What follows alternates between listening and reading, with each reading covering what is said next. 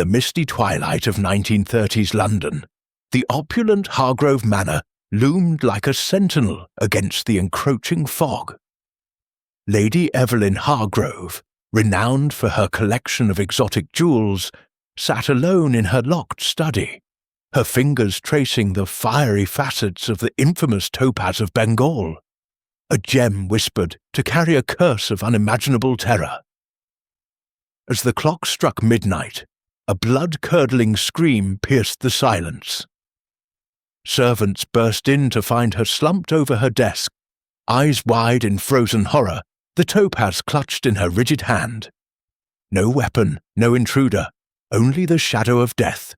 What malevolent force had claimed her life? Hercule Poirot, the meticulous Belgian detective, would soon unravel the enigma. Chapter 1. The Summoning. The fog that night was not merely weather, it was a living shroud, thick as wool soaked in the Thames, curling around the wrought-iron gates of Hargrove Manor with the persistence of a morrished lover. It was the sort of fog that swallowed sound, that turned the crunch of gravel beneath Hercule Poirot's potent leather shoes into a conspiratorial whisper.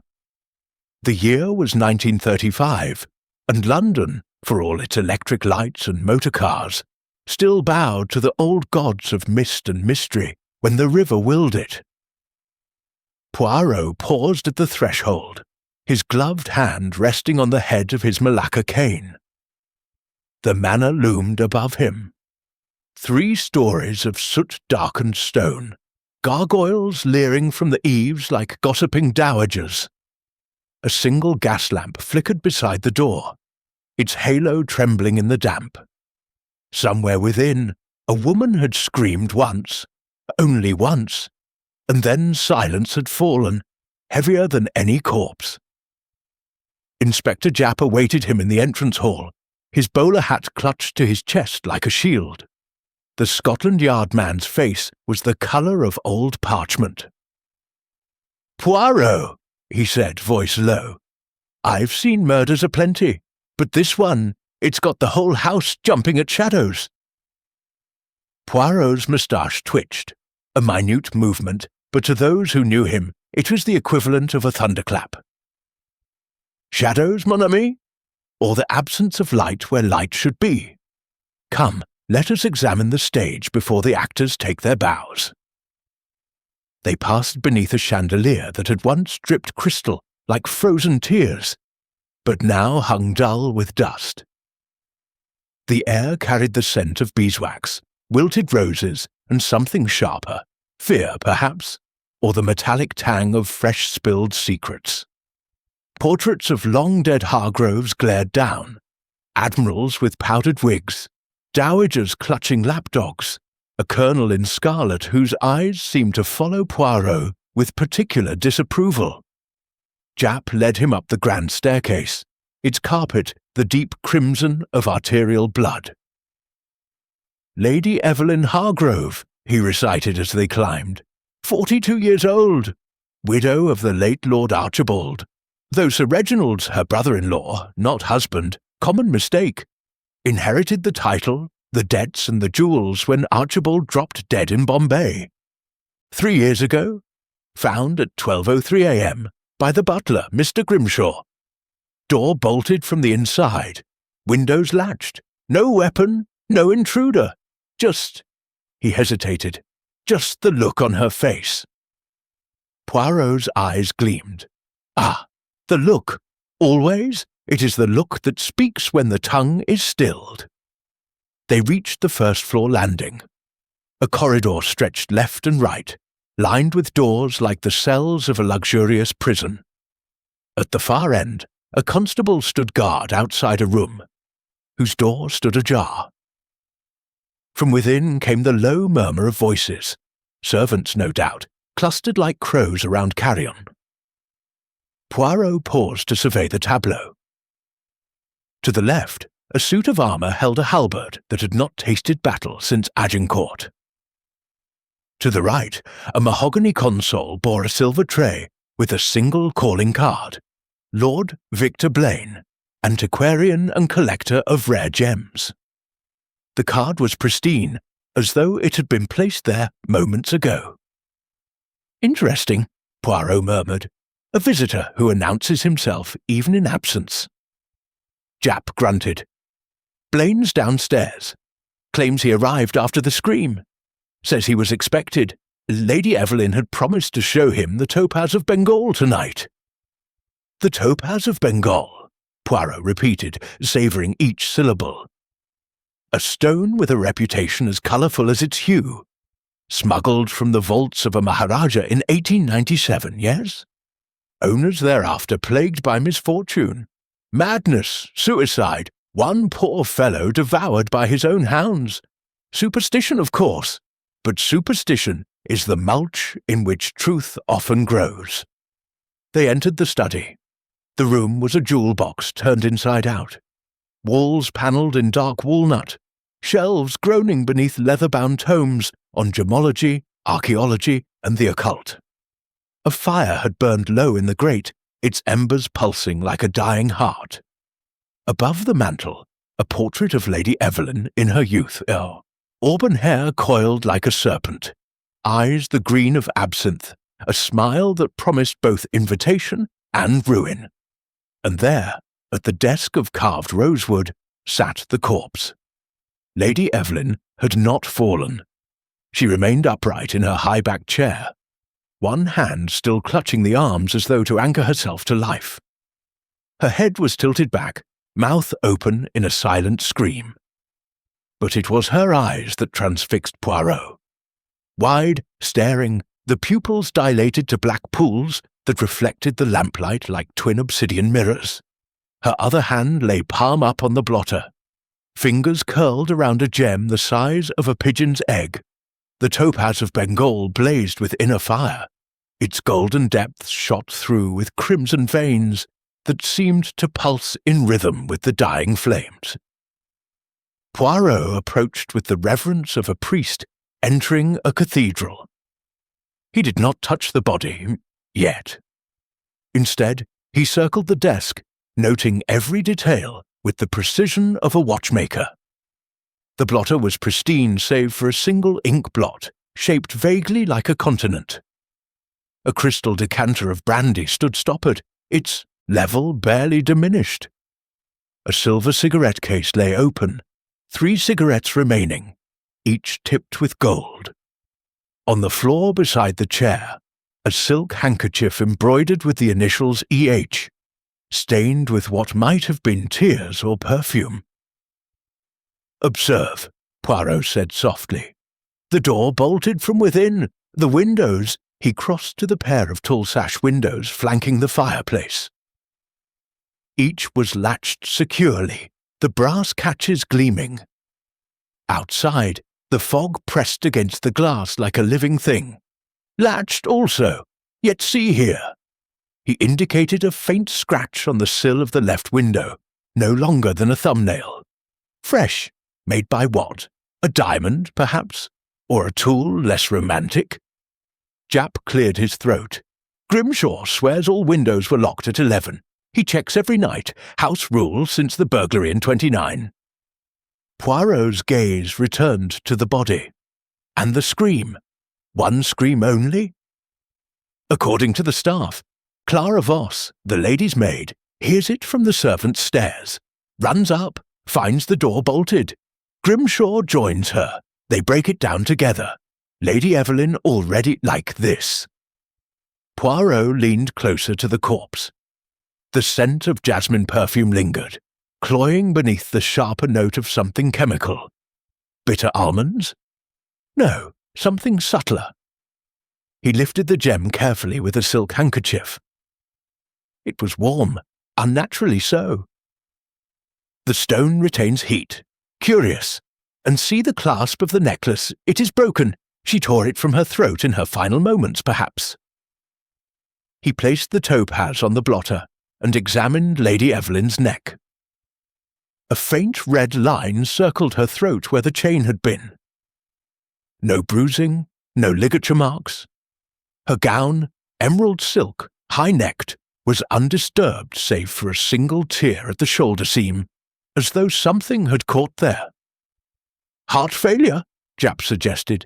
The doctor says, Dr. Thorne, yes. I shall speak with him presently. Poirot's eyes narrowed. But first, the household. Bring them to the drawing room in 10 minutes, all of them. And Japp, have the constable search the grounds for footprints beneath these windows. The fog may have preserved them. As Japp departed, Poirot remained alone with the dead woman. He addressed her with the courtesy one might show a living duchess. Madame, you did not die willingly. Something or someone drove the breath from your body with terror. But Hercule Poirot is here, and he does not believe in curses, only in the cunning of men and women. He knelt beside the desk, his magnifying glass glinting as he examined the carpet. There, beneath the chair, a single strand of golden thread, finer than silk. And nearby, a minute flake of what might have been wax, tinted the same amber as the topaz. He pocketed both. Rising, he surveyed the room once more. The bookshelves held gaps where volumes had been removed, recently, judging by the dust patterns. A small safe stood open. In the corner, its contents untouched. Share certificates, a pearl choker, a bundle of letters tied with black ribbon. Poirot flicked through the letters briefly. One, in a spidery hand, began, "My dearest Evelyn, the stone hungers." A floorboard creaked behind him. Poirot whirled, but the doorway was empty. Only the fog, shifting beyond the window like a restless spirit. Downstairs, the drawing room had been transformed into a tribunal. The suspects sat in a semicircle beneath a chandelier that blazed with electric light, harsh after the study's gloom. Sir Reginald Hargrove occupied the largest armchair, a decanter of whisky at his elbow. He was a tall man, once athletic, now running to seed, his evening dress rumpled as though he had slept in it. His eyes were red-rimmed, but whether from grief or gin, Poirot could not yet tell. Beside him, on a gilt settee, perched Miss Clara Voss. The maid was young, 25 at most, with the kind of beauty that flourishes in attics and fades in ballrooms. Her black dress was immaculate, her hands folded tightly in her lap, but her eyes darted like trapped birds. Dr. Elias Thorne stood by the fireplace, a medical bag at his feet. He was a thin man, with a scholar's stoop and the intense gaze of a fanatic. His fingers worried at a signet ring bearing the symbol of the Royal College of Physicians, though Poirot noted the ring was worn on the wrong hand. Lord Victor Blaine lounged against the piano, a cigarette smouldering between his fingers. He was the youngest of the group, perhaps 35, with the polished arrogance of inherited wealth. His evening coat was midnight blue, his cufflinks sapphires that caught the light like tiny accusations. Poirot entered without ceremony, his presence silencing the room as effectively as a gavel. "Mesdames et messieurs," he began, his accent crisp as frost, "we are gathered not to mourn, though mourn we shall, but to seek truth. Lady Evelyn Hargrove did not die of natural causes. She was murdered, and the murderer is in this room." A collective intake of breath. Sir Reginald half rose, then sank back. Clara's hands flew to her mouth. Thorne's eyes narrowed behind his spectacles. Only Blaine seemed unmoved, exhaling a perfect smoke ring that drifted toward the ceiling like a departing soul. Poirot continued, "Let us begin with the timeline. Sir Reginald, you were at your club until midnight?" "Whites," Sir Reginald muttered. "Dozens can vouch." "Yet you returned home at 12:15, yes? The scream was at 12:03. You were not here. I was in a taxi. Traffic on Pall Mall. Convenient." Poirot turned to Clara. "Mademoiselle Voss, you brought Lady Evelyn her tea at 11. What then?" I retired to my room, sir, below stairs. I heard the scream and ran up. Alone? With Mr. Grimshaw, sir. He was in the butler's pantry. Poirot's gaze shifted to Thorn. Doctor, you prescribed sedatives for Lady Evelyn's nerves. What precisely? A mild tincture of valerian and hops. Harmless. Yet she saw visions. Shadows in mirrors. Whispers in the dark. Thorn's jaw tightened. The mind plays tricks when one believes in curses. Blaine laughed. A short, sharp sound. Curses? The only curse is Evelyn's stubbornness. She outbid me for that topaz at Christie's last month. Promised me a private viewing tonight. I arrived at 12:30. Too late. Poirot's eyes gleamed. All of you had access to this house. All of you had reason to wish Lady Evelyn silenced. Sir Reginald, debts at the tables. Mademoiselle, secrets in the servants' hall. Doctor, obsession with the occult. Lord Blaine, greed for a stone worth a king's ransom. He paused, letting the silence stretch until it snapped. But let us return to the study. The locked door, the latched windows, the scream that brought the household running. Someone entered that room after 11 o'clock, someone who knew how to leave no trace. Sir Reginald slammed his glass down. This is monstrous. My sister-in-law was poisoning the family name with her extravagance, Poirot finished smoothly. And perhaps with something more literal. He produced the vial he had found in the study. A small crystal bottle, half full of pale liquid. Perfume or poison? We shall see. Clara gasped. That's Milady's scent. Jicky by Guerlain. She wore it every evening. Yet this bottle was not on her dressing table. It was hidden beneath the blotter. Why? Thorn stepped forward. As her physician, I can assure you. Poirot raised a hand. You will assure me of nothing until the coroner has spoken. But tell me, doctor, did you know the topaz contains a flaw? A hairline fracture that catches the light like a scream frozen in amber? Chapter 2. Whispers of the Past. The drawing-room clock had just chimed the half-hour after 2 when Hercule Poirot re-entered the chamber of suspects, the topaz now restored to its velvet-lined casket, and the blood-smeared blotter folded inside his pocketbook. A constable stood guard outside the study door. Another patrolled the fog-choked terrace beneath the broken window. The house itself seemed to breathe, slow, uneasy inhalations through warped floorboards and sighing chimneys. Somewhere in the servants' wing, a door slammed, and every soul in the drawing-room flinched as though the sound were a gunshot. Poirot placed the casket upon the piano with the solemnity of a priest setting down the host. The lid clicked open. The topaz blazed like a captive sun. Gasps rippled around the semicircle. Sir Reginald's whisky glass trembled in his grip. Clara Voss pressed both hands to her mouth.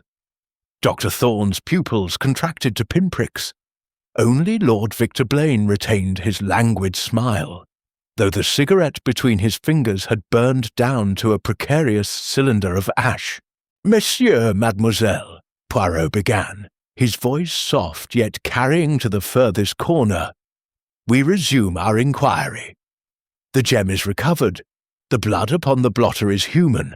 Type O, the commonest sort, alas. And the footprint beneath the window ends, as I predicted, in nothingness. Fog is a most obliging accomplice. It erases what it chooses. But Hercule Poirot erases nothing. He restores." He closed the casket with a snap that made Clara jump. "Let us speak now of time. Time is the skeleton upon which every murder hangs its flesh. Mademoiselle Voss, you served Lady Evelyn's tea at 11 o'clock precisely?" Clara's voice was a thread. "Yes, sir. Oolong with a slice of lemon. She took it in the study. Said she wished to be alone with the stone." "Alone," Poirot echoed. "Yet solitude is rarely absolute in a house of 23 souls. Sir Reginald, you departed for White's at what hour?" 10:15, Sir Reginald growled. My driver, Hodges, can confirm. 10:15, Poirot repeated, producing a small leather-bound notebook and inscribing the hour with a gold pencil. Dr. Thorne, your last visit to the patient? 9:30. I left a fresh bottle of valerian on the dressing table. And you, Lord Blaine. Blaine flicked ash into a crystal tray. I was at my flat in Albany until 11:30. Then I motored here. Arrived 12:30 as I told you. Poirot's moustache curled like a satisfied cat. Precise, all of you. Precision is the murderer's vanity and his undoing. But let us widen the canvas. The Topaz of Bengal. Its history is a tapestry of blood and madness. I have spent the interval since our last meeting in the library. Permit me to share what I have woven. He crossed to the fireplace and rang the bell. Grimshaw, the butler, appeared with the swift silence of a well-trained ghost. The brown portfolio from the library table, Poirot instructed. Grimshaw bowed and vanished. While they waited, Poirot addressed the room. The stone was cut from a larger yellow diamond in the Golconda mines, 1789, gifted to Maharaja Ranjit Singh by a Persian envoy. In 1857, during the mutiny, it vanished from the Lahore treasury. Reappeared in London, 1897, in the possession of Colonel Archibald Hargrove, Lady Evelyn's late husband, purchased from a disgraced sepoy for the price of a captaincy. Since then, 5 owners, all met unnatural ends. He ticked them off on gloved fingers. 1898, Colonel Hargrove, found dangling from a banyan tree in Simla, tongue black, eyes protruding, though the branch was scarce thick enough to bear a monkey. 1904, Mrs. Lavinia Bryce, née Hargrove, drowned in her bath at the Savoy, though the door was locked and the water barely knee-deep. 1919, Captain Rupert Blaine, your uncle, I believe, Lord Victor, shot himself in the mouth at the Army and Navy Club, yet the revolver held 6 unfired cartridges. 1926, Signor Alberto Rossi, Milanese jeweller, leapt from the Duomo bell tower screaming of golden serpents. And now, 1935, Lady Evelyn Hargrove, frightened to death in a locked room. Blaine's smile had thinned to a blade. Coincidence. Collectors are a neurotic breed. Neurotic, perhaps, Poirot conceded, but coincidence is the refuge of the lazy mind. Ah, Grimshaw, merci. The butler deposited a bulging portfolio bound in Morocco leather. Poirot opened it upon the piano and extracted a sheaf of yellow documents. Shipping manifests, auction catalogues, a photograph of the topaz in its original setting, an elaborate Mughal necklace heavy with emeralds. He laid them out like a hand of cards. Observe, he said, tapping the photograph. The necklace was dismantled in 1897. The central topaz removed, the emeralds sold separately, yet here, he indicated a faint shadow within the stone's heart. A flaw, shaped like the Sanskrit glyph for buyer, fear. The Maharaja's priests declared it cursed the day it was cut. They were not, perhaps, entirely wrong. Clara Voss whispered, "Milady said it spoke to her." In the evenings when the house was quiet. A voice like dry leaves. Sir Reginald snorted. Popish nonsense! Evelyn was 3 sheets to the wind most nights. Poirot's eyes glittered. Alcohol loosens the tongue, but does not invent voices. Dr. Thorne, you examined Lady Evelyn's ears 2 days ago. Any sign of otitis? Tinnitus? Thorne adjusted his spectacles. None. Her hearing was acute. Yet she heard whispers. Curious. Poirot turned to the portfolio again and produced a letter on heavy cream stock, the crest of Christie's embossed in gold. Lord Blaine, you bid $42,000 for the topaz last month. Lady Evelyn countered with $45,000 and won. Your telegram to her the following day. May I read it? He did not wait for permission. Congratulations, madam. You have purchased a ticket to Bedlam. Enjoy the ride. VB. Blaine shrugged. Hyperbole. I was irritated. Irritated enough to motor here tonight and stage a haunting? Poirot's tone was silk over steel. Absurd. Poirot let it pass. He drew out another document, a ledger in Lady Evelyn's elegant copperplate. Her financial affairs. Debts, $18,000 at Coots, $7,000 to various jewelers, $3,200 to Sir Reginald's bookmakers. Income. The Bengal estates yield $900 per annum, barely enough for the gardener's wages. She was selling assets to survive. The topaz was her last treasure and her insurance policy. Sir Reginald drained his glass. She promised me half if I kept quiet about certain indiscretions. Indiscretions? Poirot pounced. The baronet flushed. Cards, women, the usual vices. Clara's voice was scarcely audible. Milady found letters. From a woman in Monte Carlo. She was furious. Poirot's pencil danced across the page. Blackmail, then, or leverage. And you, mademoiselle, what leverage did Lady Evelyn hold over you? Clara's eyes welled. She knew I'd been taking small things. A brooch here, a silver thimble there. To send to my mother in Dresden. She threatened the police. Thorne cleared his throat. As her physician, I must protest this inquisition. Poirot silenced him with a look. You, doctor, wrote a monograph last year. Gem-induced psychoses in the modern age. You cited the topaz as a prime example. You begged Lady Evelyn for access. She refused. 3 weeks ago, you increased her dosage of valerian. Why? Her nightmares worsened. Or you wished her more suggestible. Thorne's hand trembled on his bag. I resent the implication. Poirot smiled thinly. Resentment is the seedbed of murder. He returned to the portfolio and withdrew a final item.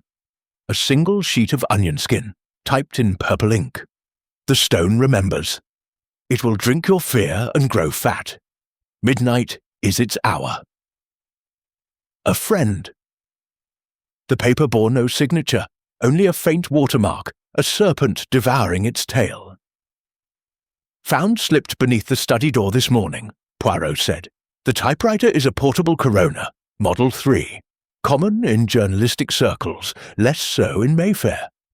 The ribbon is new, the E-key sticks. Observe. He held it to the light. The E in remembers was indeed smudged. Blaine stubbed out his cigarette. Anyone could have typed it. Chapter 3. Shadows in the Mirror. The morning after the murder, Hargrove Manor wore its grief like a badly fitted mask. Sunlight, thin and reluctant, filtered through the stained-glass fanlight above the front door and painted the entrance hall in bruised violets and sickly greens.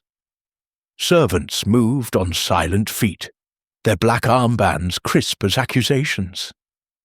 In the breakfast room, the silver chafing dishes stood cold. No one had appetite for kedgeree or devilled kidneys. Only the coffee pot steamed, its aroma sharp with chicory and dread. Hercule Poirot descended the grand staircase at precisely 8:30, his patent shoes gleaming, his moustache a perfect crescent of wax and certainty. Inspector Japp awaited him at the foot, bowler in hand, face the colour of yesterday's porridge. "Morning, Poirot," Japp muttered. "Coroner's on his way. Preliminary report, heart failure, no poison detected in stomach contents. But the pupils," he shuddered, "like black marbles." Poirot's eyes gleamed. "The pupils speak when the tongue cannot, mon ami. Let us listen." They proceeded to the servants' quarters. A warren of narrow corridors behind the green baize door. Clara Voss's room was a monk's cell. Iron bedstead, crucifix above the headboard. A single photograph of an older woman in Dresden lace. The maid herself sat on the edge of the mattress, hands knotted in her apron, eyes swollen. Poirot closed the door softly. Mademoiselle, we speak alone. You served Lady Evelyn for 3 years. Yeah, we're close. Clara's voice was a thread. She was kind, paid for my mother's medicine, but she changed after the Topaz arrived. Said it watched her. Said the mirrors lied. Mirrors, Poirot repeated. Show me. She led him to the attic stairs, then to a cramped dressing room adjacent to Lady Evelyn's suite.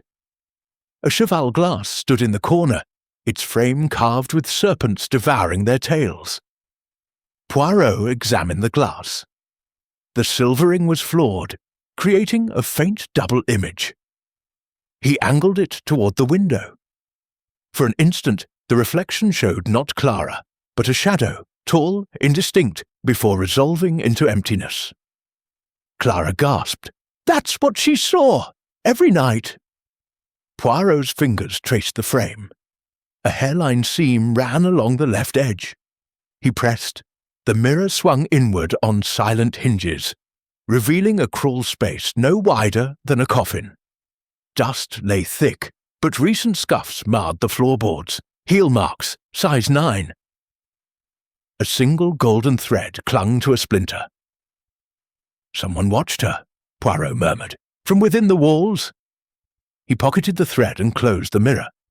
You brought her tea at 11. What then? I retired, but I couldn't sleep. At 11:45, I went to the kitchen for milk. I saw a light under the study door, greenish, like corpse fire. I knocked, no answer. Then the scream. Poirot's gaze sharpened. You were in the corridor before the scream? Clara nodded miserably. I ran, lost my heel on the terrace. That's when I saw the shadow, tall, in a long coat. It vanished into the fog. They returned to the study.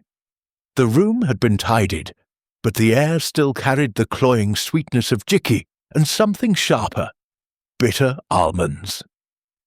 Poirot knelt by the desk, produced his magnifying glass.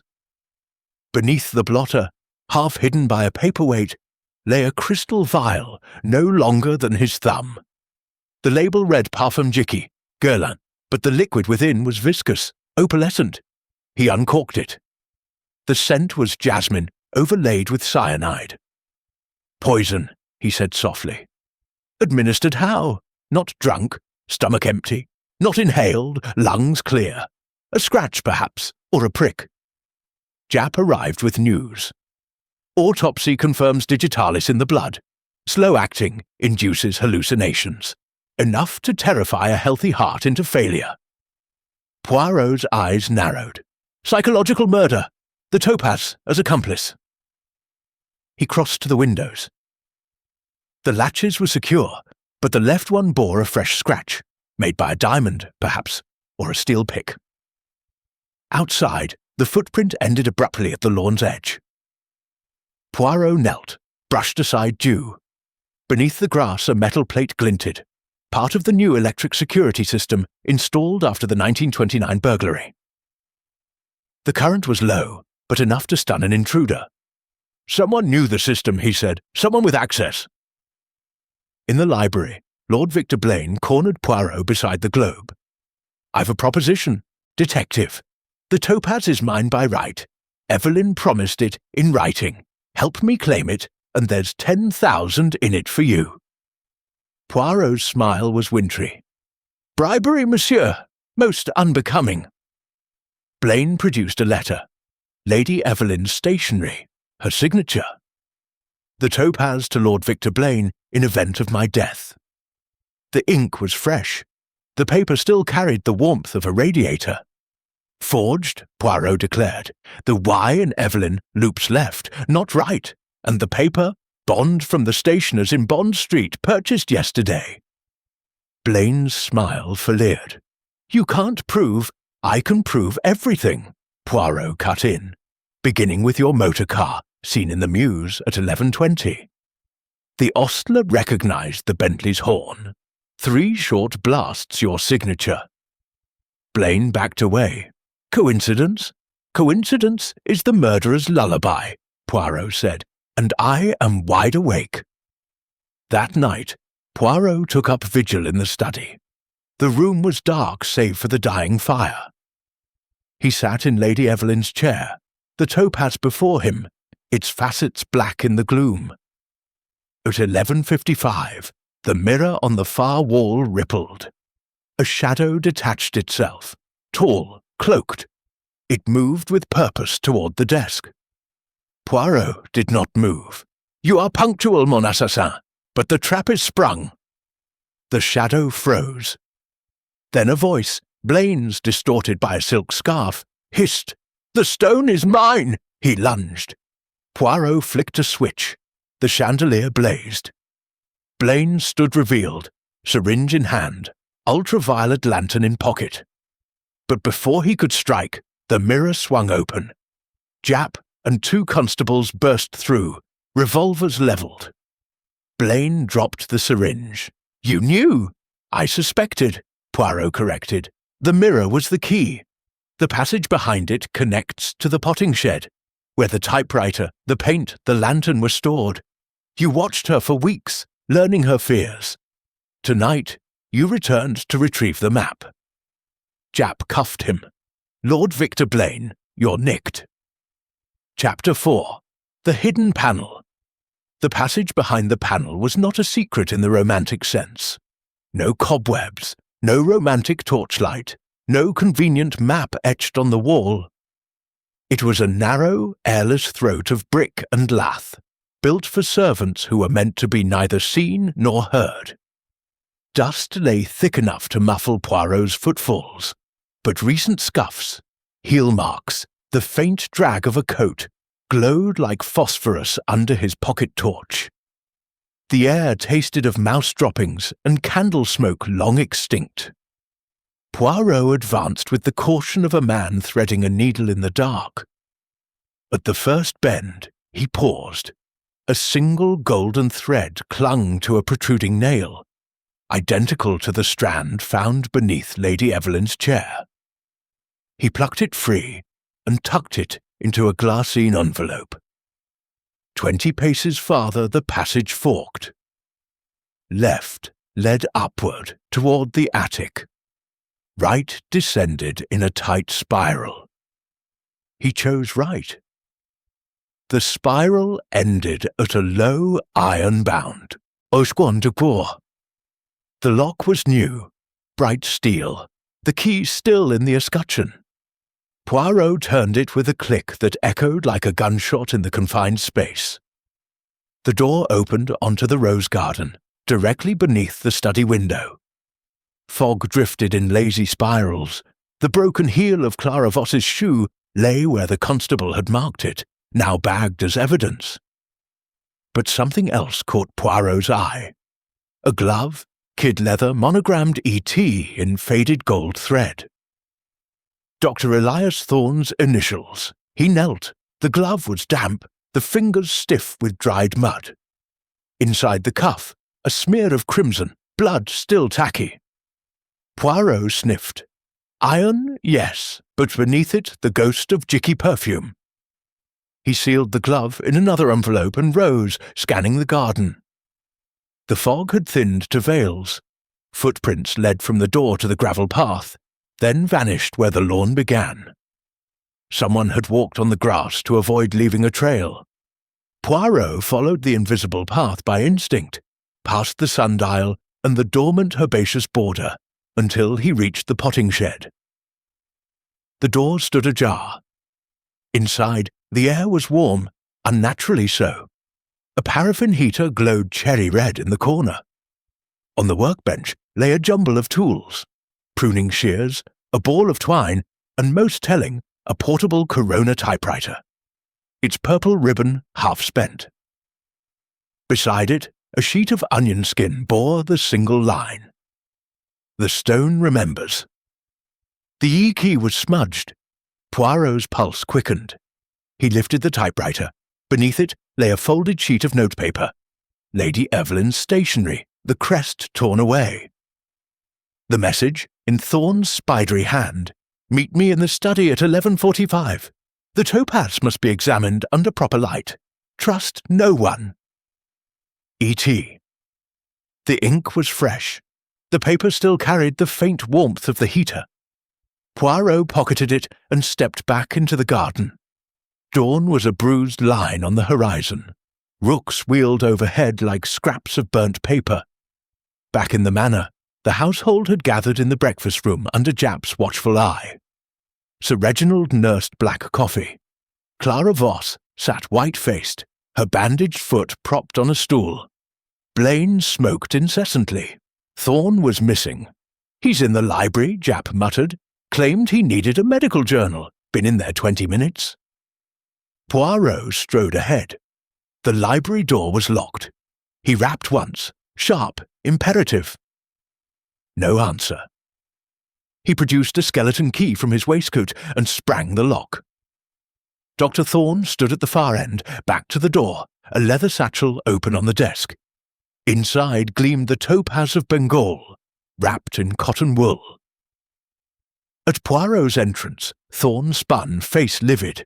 "Monsieur le Docteur," Poirot said mildly, "you anticipate the coroner's verdict with remarkable confidence." Thorne's hand darted to his pocket. Japp was faster. His whistle shrilled, and 2 constables burst in. In seconds, Thorne was pinned against the bookshelves, the satchel confiscated. "I was safeguarding it," Thorne spat.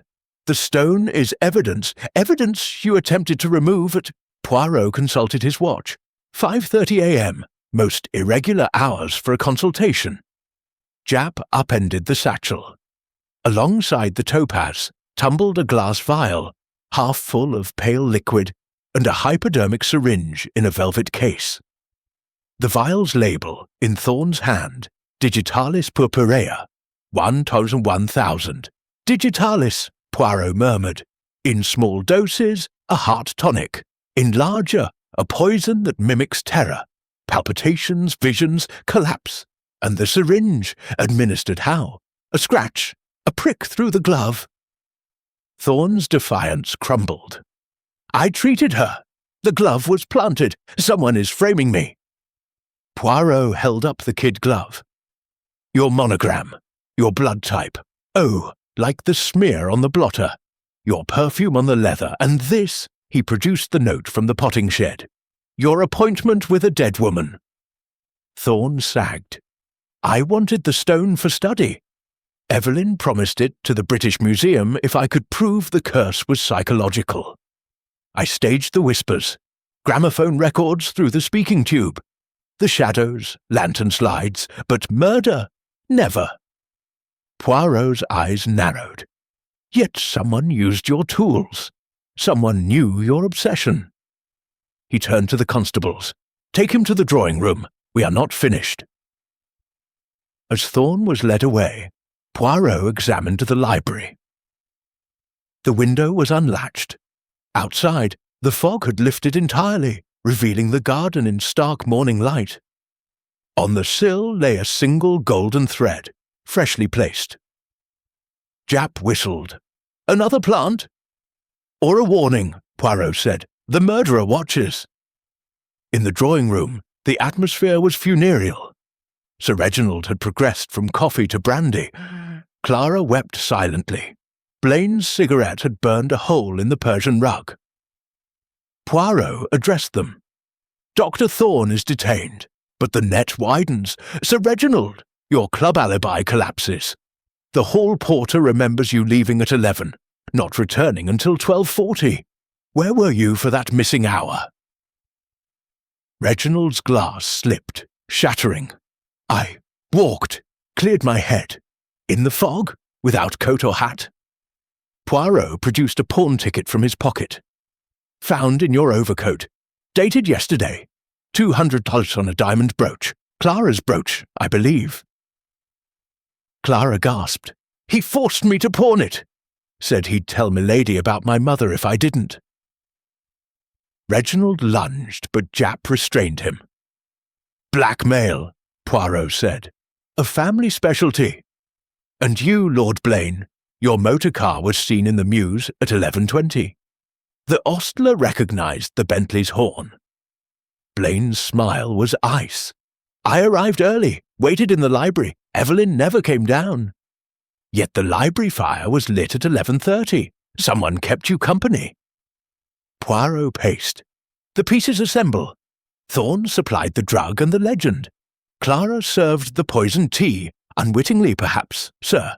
Reginald provided access via the passage. Blaine staged the hauntings. But who struck the final blow?" He stopped before Clara. "Mademoiselle, the broken heel. You were in the garden. Why?" She swallowed. "I saw a light in the study after 11:45. I thought Milady needed me. I went round the terrace. That's when I lost the heel." "And saw?" "A shadow. Tall, moving. Thorn's height," Japp muttered. Poirot shook his head. "Thorn was in the passage at 11:50. His heater was still warm. The shadow was someone else." He crossed to the window. The garden lay bathed in pale sunlight. The potting shed door stood open. Inside, a figure moved, swift, deliberate. Poirot's hand went to his cane. "Japp, the shed!" Chapter 5. The Glowing Gem. The topaz lay on the breakfast-room table like a living coal, its facets catching the morning sun and hurling back shards of gold. Around it, the household formed a tense constellation. Sir Reginald slumped in a wing-chair, brandy forgotten. Clara Voss on the edge of a straight-backed seat, bandaged foot twitching. Dr. Thorne in custody cuffs between two constables. Lord Victor Blaine leaning against the mantel, cigarette unlit for once. Inspector Japp stood at Poirot's elbow, notebook poised. The air smelled of burnt toast and fear. Poirot lifted the gem with a silk handkerchief. "Regardez. Under direct light, it phosphoresces. A coating of zinc sulfide, common in stage illusions. The curse glows when exposed to ultraviolet. Someone prepared this stone for a performance." Blaine exhaled sharply. "I told you, Evelyn's ghost accused me. The thing lit up like a cathedral window." Poirot turned the topaz. A hairline fracture zigzagged through its heart, catching the light like a scream frozen mid-breath. "The floor is natural, but the glow is artifice. Someone wished Lady Evelyn to believe the stone itself attacked her." He set it down and produced the vial from Thorne's satchel. "Digitalis purpurea, diluted. Enough in a single drop to induce palpitations, visual distortion, terror. Administered how? Not in tea. Clara's blend was tested. Not in brandy. The decanter untouched. The perfume." He uncorked the jicky bottle found beneath the blotter. A faint almond bitterness overlay the jasmine. Cyanide of potassium masked by a tar of roses. A scratch, a prick, a breath, and the heart races until it bursts. Clara's hand flew to her throat. "I filled Milady's atomizer myself, from the duty-free bottle in her dressing-room." Poirot's eyes gleamed. And who had access to that dressing-room after 11? Thorne strained against the cuffs. "I refilled her valerian at 9. The perfume was sealed." "Sealed bottles may be unsealed," Poirot murmured. He crossed to the sideboard and lifted a silver coffee pot. Yet the poison was not the only weapon. The terror required spectacle. He produced a small black box. From his pocket, Blaine's pocket watch, confiscated earlier. The casing sprang open to reveal not gears, but a miniature gramophone mechanism. A wax cylinder, no larger than a thimble, nestled inside. Poirot wound the spring. A tinny whisper issued forth, "Evelyn, the stone hungers." Blaine's face drained of colour. "That's my property." "Property you used to broadcast Lady Evelyn's nightmares through the speaking tube," Poirot said. "The passage behind the panel carries sound as efficiently as it carries footsteps. You recorded her own voice, snippets from her sleep-talking perhaps, then played them back at midnight." The topaz glowed. Shadows danced. Her heart, already weakened by digitalis, could not withstand the assault. Blaine recovered his sneer. Clever theory, but I was in the library until 12:30. Ask the footman. He brought me whiskey. Poirot inclined his head. The footman brought whiskey at 12:15. You were seen leaving the library at 12:25 by the scullery maid, who thought you were Sir Reginald. Your height, your coat, a simple disguise. He turned to Sir Reginald. And you, monsieur, were not at White's. You were in the potting shed, typing warnings on Thorne's corona. The purple ribbon matches. The stuck E key is your signature. Reginald lurched to his feet. Lies! I was in debt to the tune of £30,000. Poirot finished. Lady Evelyn discovered your forgery of her late husband's will. She threatened exposure unless you signed over your remaining shares in the Bengal estates. You needed her dead, and the Topaz sold to pay your creditors. Clara began to sob. He made me pawn the brooch. Said he'd ruin my mother if I refused. Poirot's voice softened. You are a pawn, mademoiselle, but pawns may still topple kings. He faced Thorne. Doctor, you supplied the digitalis and the legend. You believed the curse psychological. Prove it, and the British Museum would fund your research for life. You entered the study at 11:50 via the passage, wearing gloves to leave no prints. You scratched Lady Evelyn's wrist with the poisoned needle, here, beneath the sleeve. He indicated a faint red pinprick on the corpse's photograph, taken at dawn. She tore the necklace free in her panic. The glow, the whispers, the drug, together they induced cardiac arrest. Thorne's head bowed. I only meant to frighten her into selling. The dose was minute. Minute, Poirot echoed, but lethal in a woman with mitral stenosis. You knew her heart was weak. Silence fell, broken only by the tick of the mantel clock. Then Blaine laughed, short, bitter. So the doctor is the villain. Case closed. Release me. Poirot's smile was wintry. Not yet. The net closes, but the final knot remains. He lifted the topaz again. Beneath the phosphorescent coating, something glinted, a hairline seam, with a thumbnail, he pried. The stone split along the floor, revealing a hollow cavity. Inside lay a roll of rice paper, no larger than a cigarette. Poirot unrolled it carefully. Inked in faded sepia was a map, the Bengal coast, a river marked in red, an X beside a temple ruin. Beneath, in Hindi, the eye of the tiger guards the mouth of gold. Blaine lunged. That's mine! Japp restrained him. Poirot held the map to the light.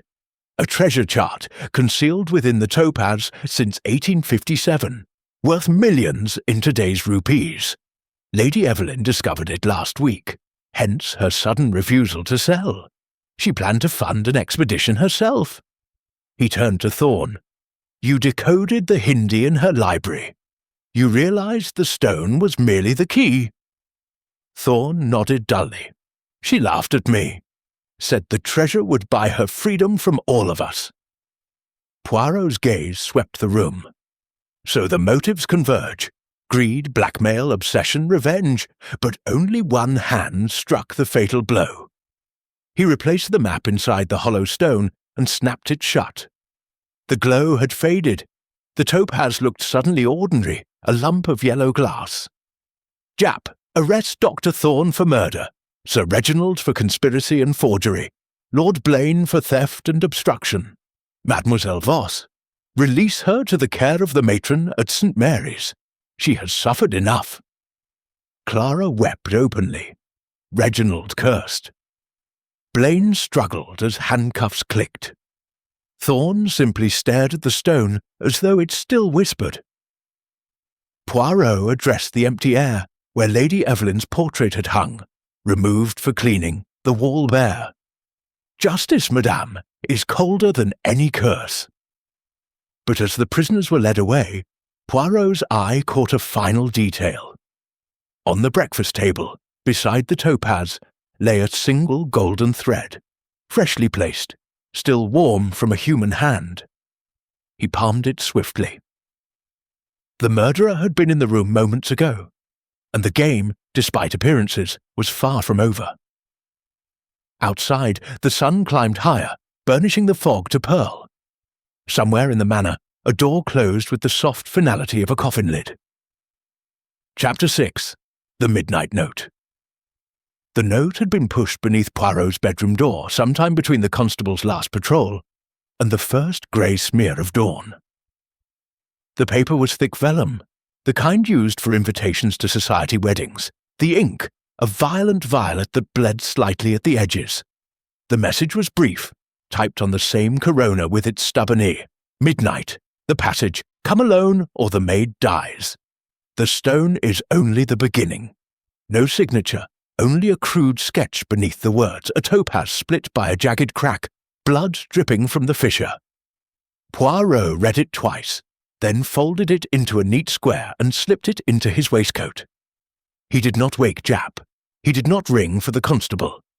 Instead, he donned a dark dressing gown, pocketed his electric torch, and the Webley revolver he kept for occasions when the little grey cells required reinforcement, and descended the main staircase with the silence of a cat.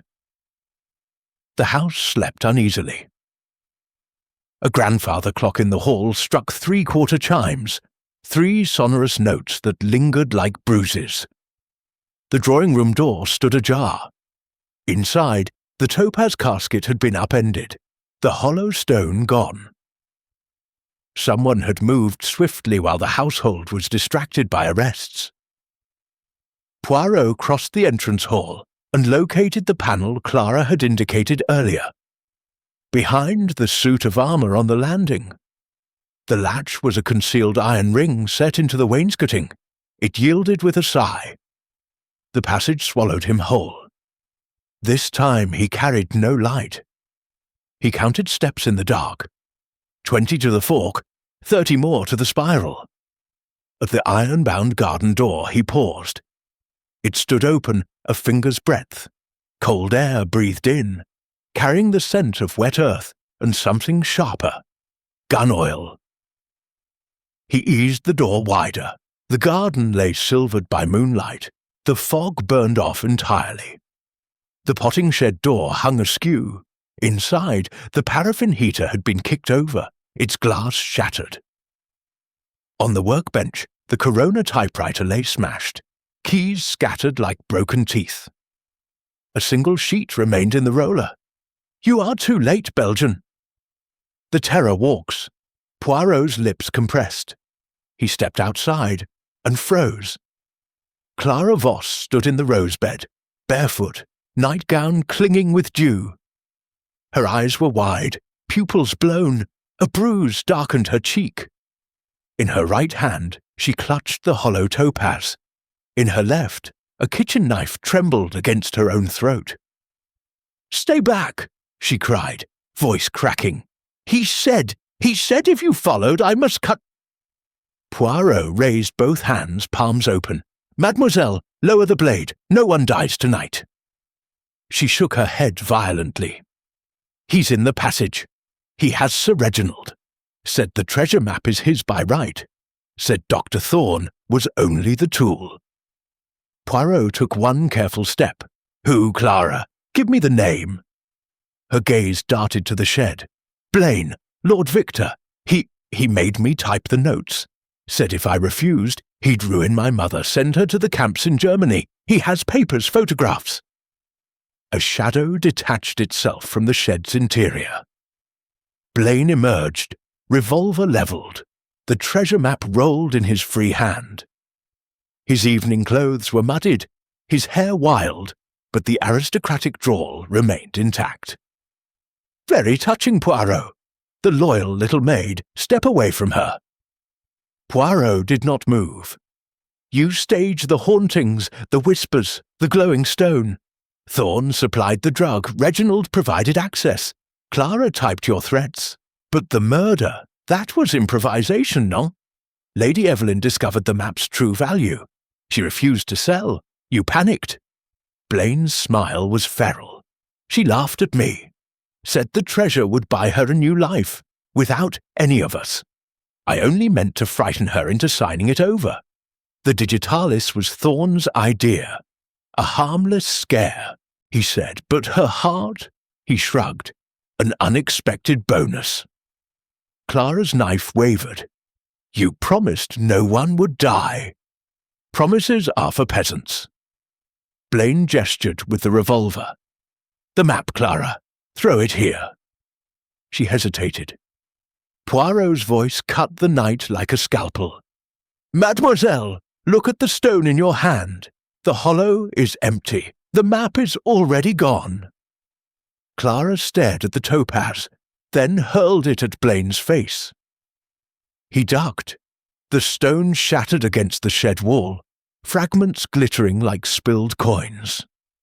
In the same motion, Clara bolted toward Poirot. Blaine fired. The bullet splintered the rose trellis inches from Poirot's head. Poirot dropped, rolled, came up with the Webley steady. Drop it, monsieur. The constables are 2 minutes away. I left my door ajar, my bed stuffed with pillows, a simple ruse. Blaine's eyes flicked to the manor. Windows were lighting up. Shouts echoed. He cursed and sprinted for the garden wall. Poirot did not pursue. Instead, he caught Clara as she stumbled, the knife falling harmlessly into the grass. Brave child, he murmured, the nightmare ends here. Jap arrived with constables, lanterns bobbing like fireflies.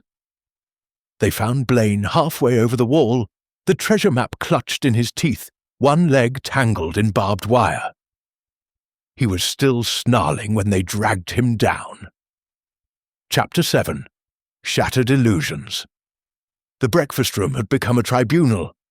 Sunlight, thin and winter-pale, slanted through the tall windows and struck the fragments of the topaz scattered across the damask cloth like the debris of a small, golden explosion.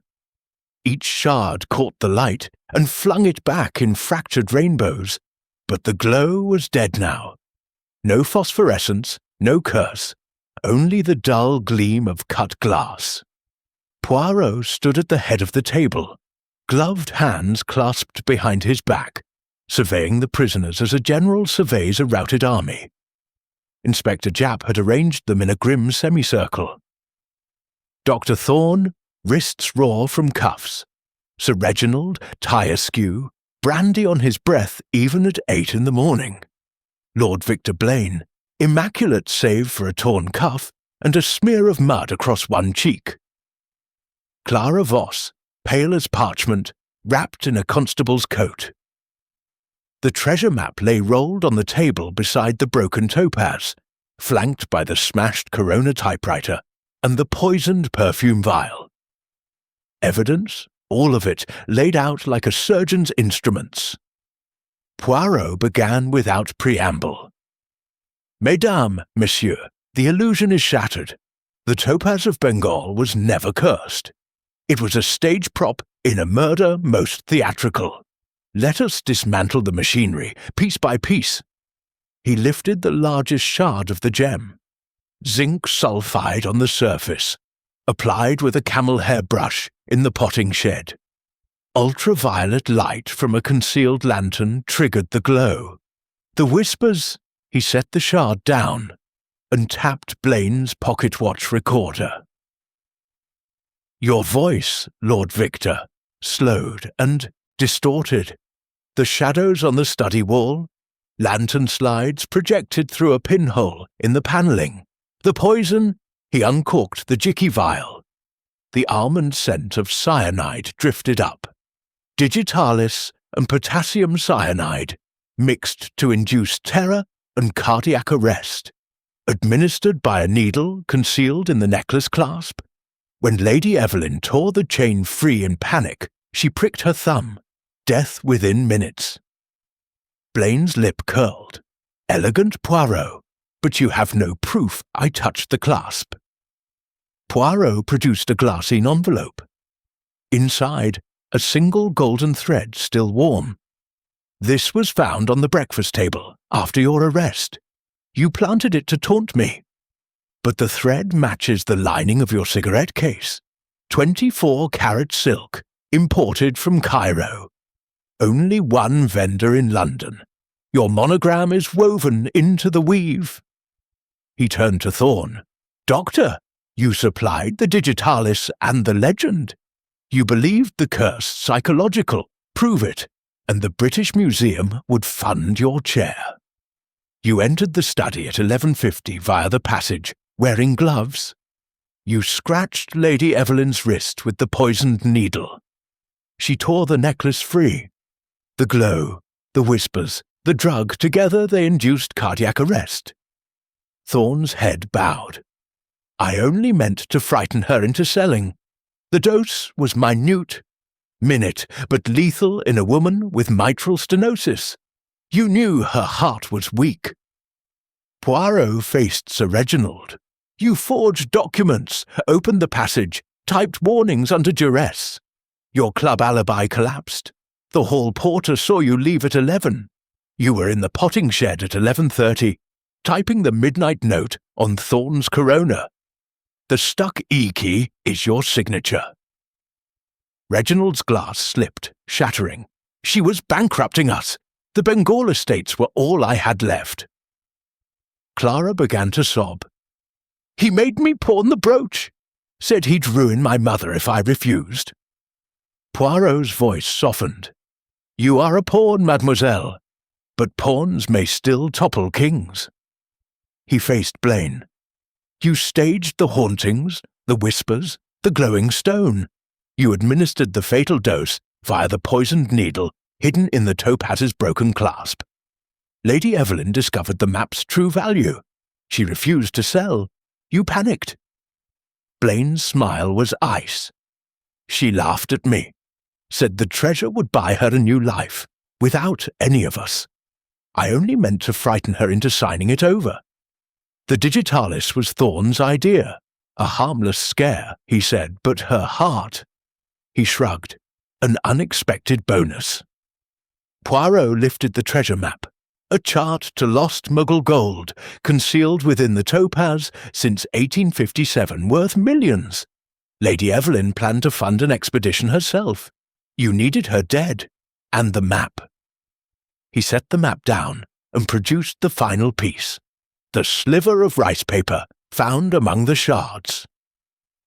If I die, trust Poirot. The terror is human. E.H. Silence fell. Then Blaine laughed. Short, bitter. So the doctor is the villain. Case closed. Release me. Poirot's smile was wintry. Not yet. The net closes, but the final knot remains. He crossed to the window. The garden lay bathed in pale sunlight. The potting shed door stood open. Inside, a figure moved, swift, deliberate. Poirot's hand went to his cane. Jap, the shed! They ran. The shed was empty, but the typewriter was gone. On the bench lay a fresh sheet. The terror is not in the stone. It is in the house. You are next, little Belgian. The E-key still stuck. Poirot's eyes gleamed. The murderer returns to the scene, not to destroy evidence, but to issue a challenge. The game, mes amis, enters its endgame. Outside, the rooks wheeled higher, their cries sharp as broken glass. And somewhere in the manor, a clock began to chime the 3/4 hour. Slow, deliberate, the sound of a heart preparing to stop. But Poirot's gaze was fixed on the shattered topaz. Among the fragments, one shard caught his eye, perfectly triangular, its edge honed to a razor. A weapon, perhaps, or a message. He palmed it swiftly. The murderer had been in the room moments ago, and the game, despite appearances, was far from over. Chapter 8. The Syringe in the Shadow. The corridor outside the breakfast room was dim, lit only by a single wall sconce that guttered in a draught from the cracked window. Poirot had dismissed the constables for coffee. Jap lingered by the door, polishing his spectacles with a handkerchief that smelled of coal smoke. The prisoners were gone. Thorn to the cells, Reginald and Blaine to separate interview rooms, Clara to the matron's care. The house, for the first time since the scream, was quiet. Too quiet. Poirot stood alone at the table, arranging the topaz shards into a crude mosaic. The triangular sliver, the one he had palmed, lay separate, its edge catching the lamplight like a fang. He turned it over. Etched on the inner face, invisible to the casual eye, was a minute symbol, a serpent devouring its tail. The same watermark as the anonymous note. Someone had planned this down to the fracture lines. A floorboard creaked behind him. Not the random settling of old timber, this was deliberate, the soft pressure of a stockinged foot. Poirot did not turn. Instead, he spoke to the empty air. "You returned to the scene, mon ami. A bold mistake, or perhaps a desperate one." Silence. Then a whisper, low and cultured, from the shadow beside the grandfather clock. "Desperation is the privilege of the hunted, Monsieur Poirot."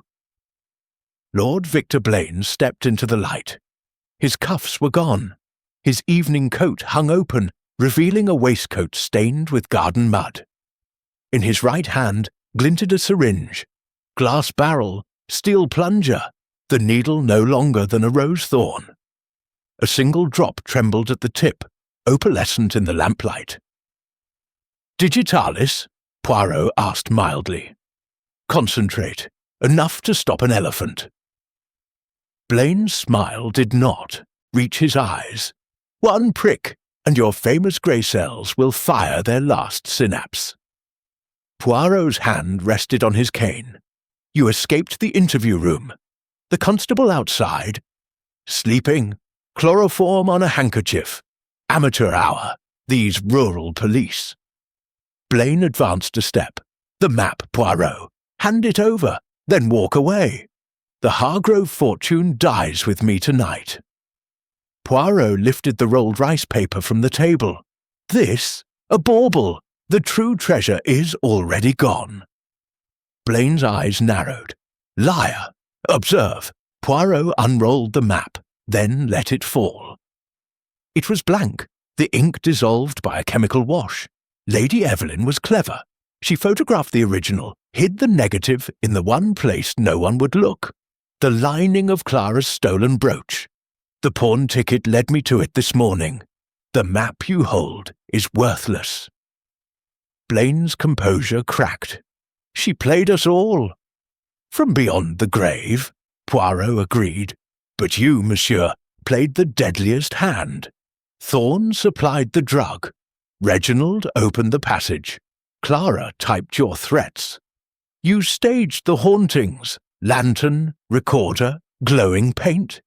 You entered the study at 11:55, wearing Thorn's glove to leave the monogram. You pricked Lady Evelyn's thumb with the necklace clasp, already loaded with the syringe's contents. She tore the chain free, the poison entered her bloodstream. The glow, the whispers, the terror, she died, believing the curse real. Blaine's knuckles whitened on the syringe. "And you will die, knowing I walk free." He lunged. Poirot moved first. The cane flicked upward. The ferrule caught Blaine's wrist with a crack like a breaking twig. The syringe spun, arcing through the air. Poirot caught it by the barrel, needle inches from his cheek. In the same motion, he twisted, using Blaine's momentum to hurl him against the table. Shards of topaz scattered like hail. Blaine recovered with the grace of a panther, snatching the triangular shard from the cloth. "A blade now!" he hissed, slashing wildly. Poirot retreated, cane parrying. The shard sliced his sleeve, drawing a thin line of blood.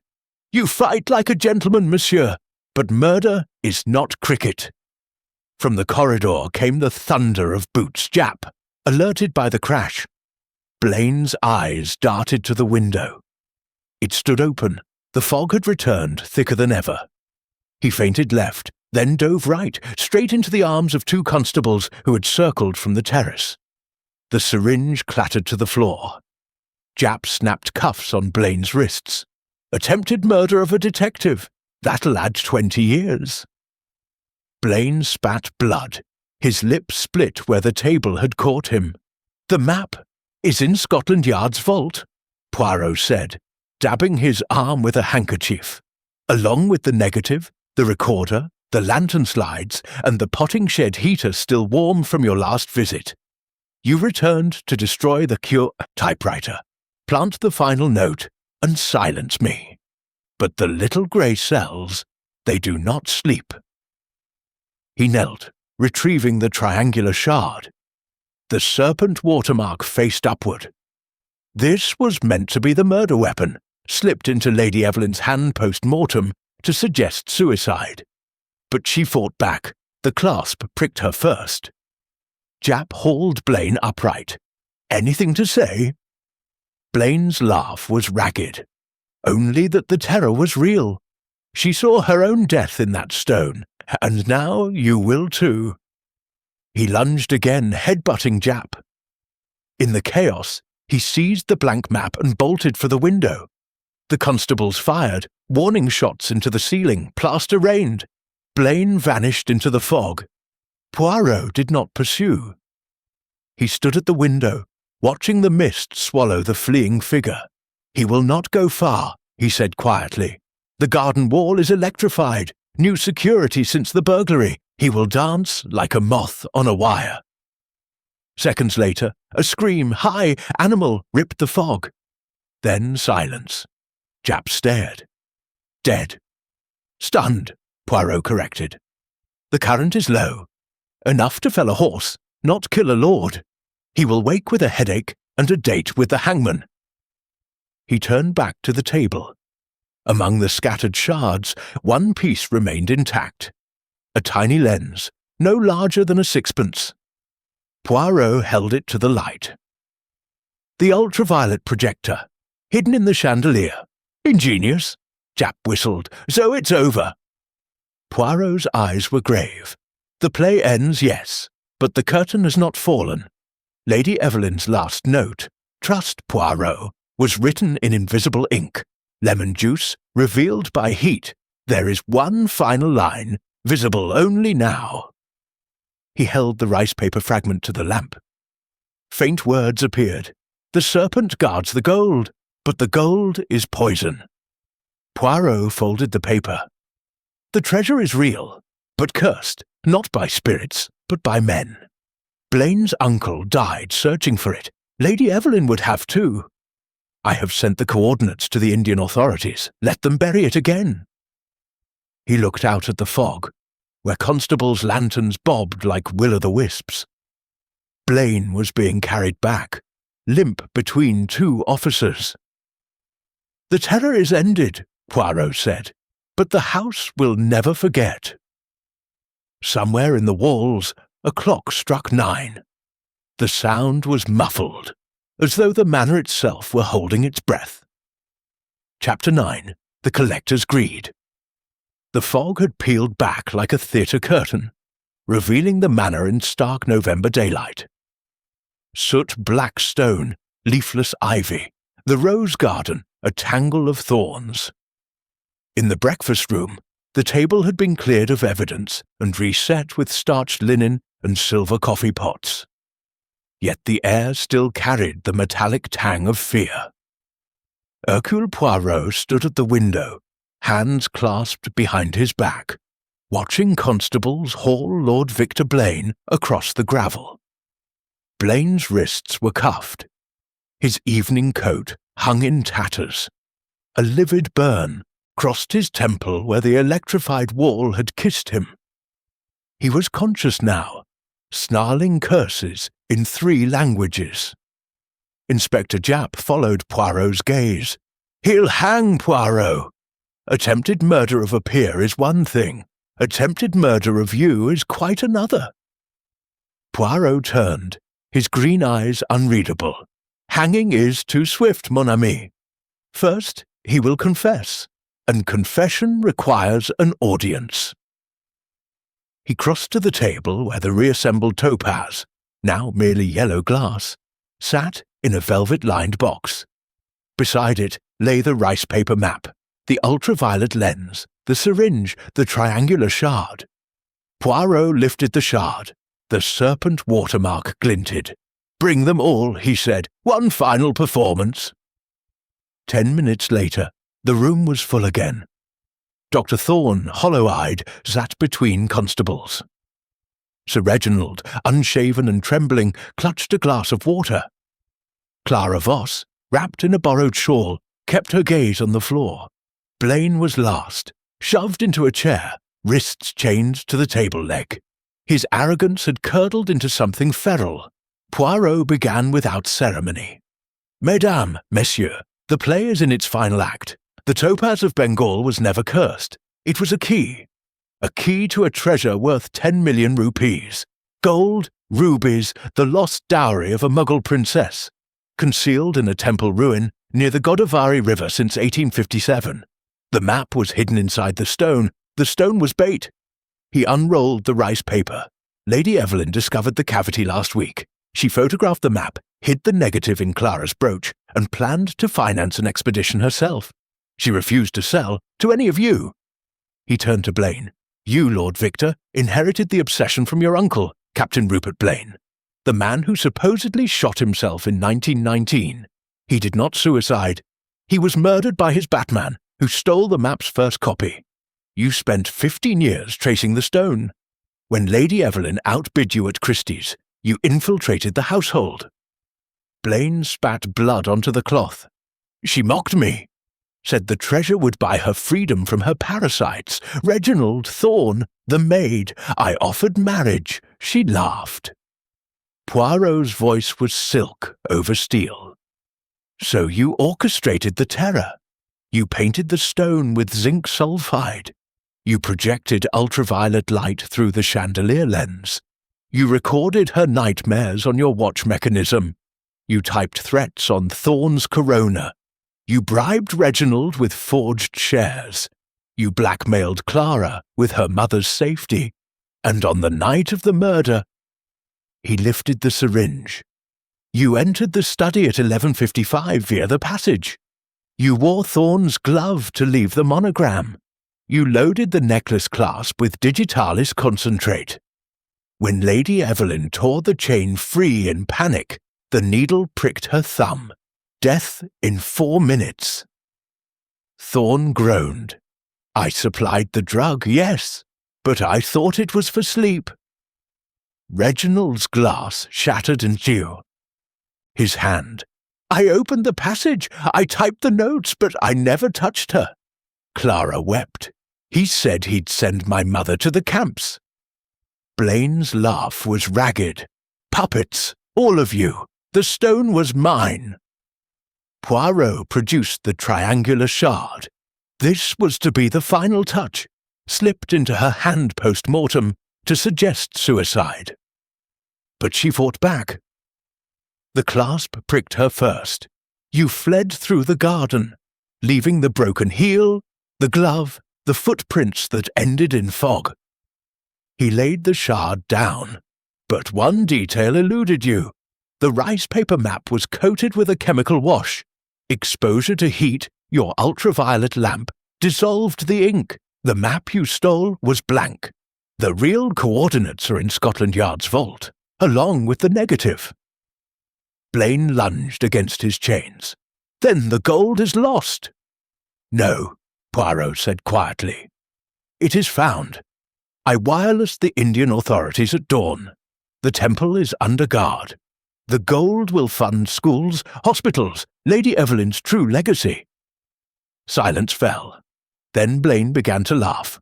Wild, broken. "She wins. Even dead she wins." Poirot's eyes were grave. "She trusted me. And trust, monsieur, is the sharpest blade." He turned to Japp. "Charge them thus. Lord Victor Blaine, murder, attempted murder, conspiracy. Dr. Elias Thorne, supply of poison, accessory. Sir Reginald Hargrove, forgery, blackmail, accessory. Clara Voss, release. She was a victim. Clara looked up, tears streaking her face. Thank you, monsieur. Poirot inclined his head. Go to your mother. The terror is ended. As the prisoners were led away, Poirot lingered at the window. The fog had lifted entirely. The sky was a hard, clean blue. In the rose garden, a single bloom had survived the frost, blood red, defiant. He touched the petal gently. Adieu, Lady Evelyn. Your curse was greed. Your salvation was truth. Behind him, the grandfather clock struck 10. The sound was clear, unafraid. The manor exhaled, and for the first time in decades, it sounded like peace. Chapter 10. The Final Deduction. The drawing room had been stripped of its shadows. Electric bulbs blazed from every sconce. The chandelier, its secret lens removed, hung innocent and glittering. The long table was bare save for 3 objects.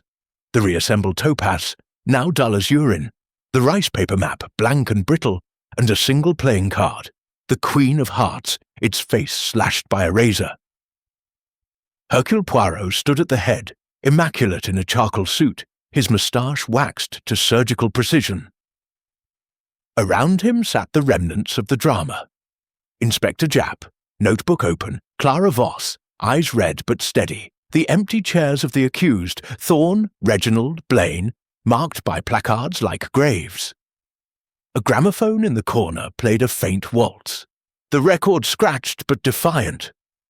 Poirot lifted the Queen of Hearts. The final card, mes amis! Lady Evelyn's last message, hidden in the lining of her cigarette case. The slash is deliberate, hard cut. She knew her death was coming. He laid the card down. Let us reconstruct, not with accusation, but with truth. He began to pace, cane tapping a measured rhythm. Scene, the study, 11:50 p.m., Lady Evelyn alone, the topaz on her desk. She has discovered the map's secret. She has photographed it. She has written her final note in lemon juice. She waits for whom? 11:55, a knock at the panel. She opens it, expecting Clara with warm milk. Instead, Lord Victor Blaine steps through, syringe in hand, ultraviolet lantern in pocket. He has bribed Reginald for the passage key. He has blackmailed Clara into silence. He has convinced Thorne the drug is harmless. Blaine offers one last time. Sign over the stone, the map, the treasure. She refuses. He lunges. She tears the necklace free. The clasp, already loaded with digitalis, pricks her thumb. The poison races. Blaine activates the lantern. The topaz glows. He triggers the recorder. Evelyn. The stone hungers. She screams once, then collapses, heart bursting. Blaine flees through the garden, planting the glove, the heel, the footprints. He returns at 12:30, the shocked guest, the perfect alibi. Poirot stopped before Clara. You, mademoiselle, were the witness. You saw the shadow in the study, lost your heel in panic. You typed the notes under duress. But you also hid the brooch negative. Your quiet rebellion. Clara nodded, tears falling. She told me to trust you. Said you'd see through the fog.